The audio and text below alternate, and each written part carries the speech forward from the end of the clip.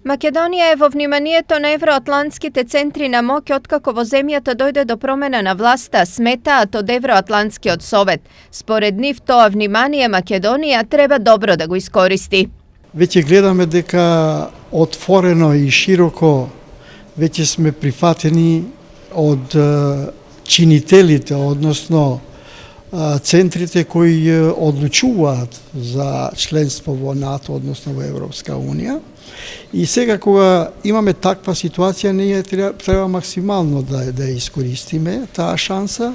Чекор понапред кон европското семејство според Рамадани е и отвореноста на Македонија кон соседите. Јас мислам дека ако веќе се отворивме со една проактивна политика на владата, односно на премиерот, тоа значи дека ние даваме сигнали до Европската Унија и до НАТО структурите дека сме способни да градиме односи со соседните земји, а тоа е меѓу првите и главните барања и од Европска Унија и од НАТО. Во оваа смисла значењето на НАТО не представува само воена, туку комплетна компонента, бидејќи сите анализи покажуваат дека земјите кои се зачленуваат во НАТО за само една година имаат значителни подобрувања на секој план. Да созрева свеста кај посебно кај младите дека НАТО е витален и стратешки интерес на Република Македонија, значи интерес на сите граѓани, оти НАТО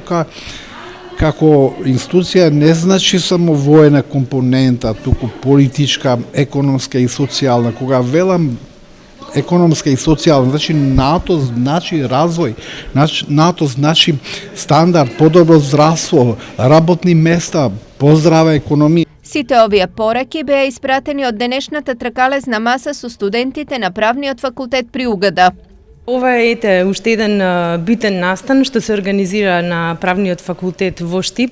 Интересно е тоа нели што Евроатлантскиот совет на сопствена иницијатива вршат истражувања со кои што се испитуваат всушност аспирациите, односно капацитетите нели на младите. Ова не е прва соработка меѓу Евроатлантскиот совет и УГД, кои заедно представуваат многу важни чинители во развојот и воведувањето на јавното мислење кај младите во Македонија.